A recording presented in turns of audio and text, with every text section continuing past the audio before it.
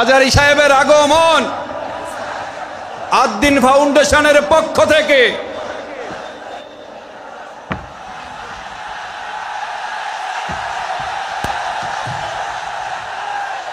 লিল্লাহে তাকবীর, লিল্লাহে তাকবীর। মিজান ভাইয়ের আগমন, শুভেচ্ছা স্বাগতম। মিজান ভাইয়ের আগমন, লিল্লাহে তাকবীর, লিল্লাহে তাকবীর। সম্মানিত হাজিরিন, আপনারা ভালো আছেন সবাই?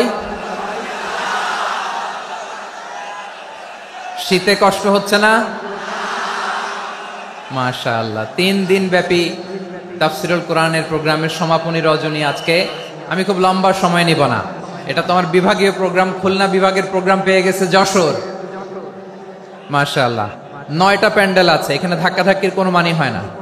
তোমরা ধাক্কাধাক্কি করবা, এই জন্য প্যান্ডেল করা হয় নাই 9টা। বসো, কোনো কথা নাই। অনেক আলোচনা হয়েছে 3 দিন ব্যাপী। দেশ বরেণ্য প্রথিতযশা ওলামায়ে হযরতের মুখে আপনারা অসংখ্য কথা শুনেছেন। আমলের জন্য এগুলোই যথেষ্ট। নতুন করে আমার বলার কিছুর দরকার নাই। নতুন করে উপস্থাপনের মতো বলার মতো আমার কাছে কিছু নাইও। যা বলার 1500 বছর আগে আল্লাহ তাআলা উম্মাহকে বলে দিয়েছেন, ঠিক কিনা?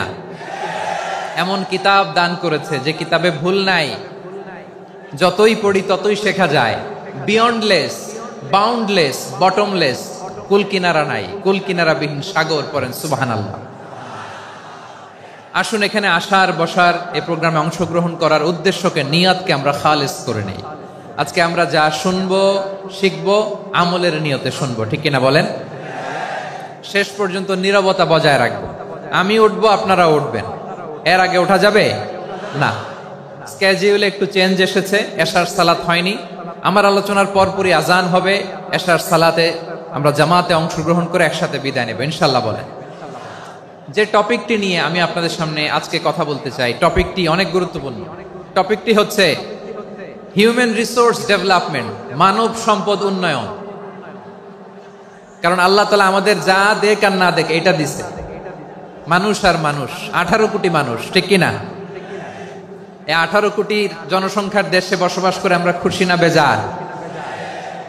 খুশি হইতে হবে, বেজার হইেন না। জাপানের খবর জানেন? তাদের গ্রোথ রেট নিচের দিকে, উল্টো। জনসংখ্যা নাই, বাচ্চা নিলে, সন্তান নিলে গভর্নমেন্ট তাদের টাকা দেয়। আমাদেরকে আল্লাহ তাআলা দয়া করে মায়া করে এই সম্পদটা দিয়েছেন। এই মানব সম্পদকে যেন আমরা কাজে লাগাই ইনশাআল্লাহ। পড়েন সবাই। হিউম্যান রিসোর্স ডেভেলপমেন্ট অনেক জনগুরুত্বপূর্ণ বিষয়, খুব সেনসিটিভ বিষয়। বুঝতে হবে যশোরের স্মার্ট ছেলেরা, এই যে আমি যাদেরকে দেখতে পাচ্ছি, all are the Gen Z of Jashore. যারা জেন জি, ওরা স্মার্ট, ওরা ইশারা ইঙ্গিতে কাজ করে। এই যে পুরো গদি উল্টায় দিছে, ঠিক কিনা? 24-এর ছাত্র নাগরিক অভ্যুত্থান আমাদের দেখিয়ে দিচ্ছে কিভাবে চোখের ইশারায় গদি উল্টে দিতে হয়। তো জেনজিদের নিয়ে বসেছে, ওরা তো স্মার্ট, ওরা ডিস্টার্ব করবে না। মেহরবানি করে আমার সাথে কানেক্ট করো, 1 to 1, brain to brain, eye to eye, eye contact করো আমার সাথে। তাকাও, কষ্ট হলো আমার দিকে তাকাও, আওয়াজ করা যাবে না, আমার দিকে তাকাও। প্রিয় ভাইয়েরা,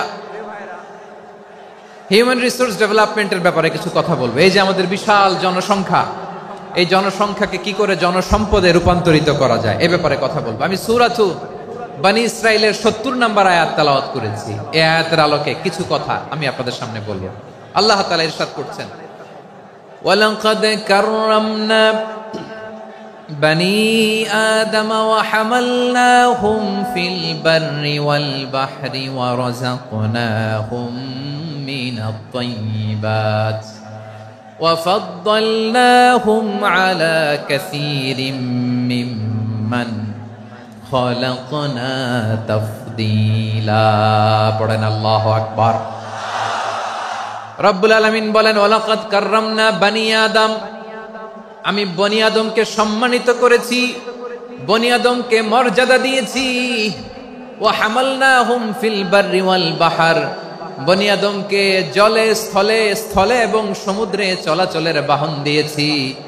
ওয়া রাযাকনাহুম মিনাত তাইয়্যিবাত, তাদেরকে পবিত্র রিজিকের বন্দোবস্ত করেছি।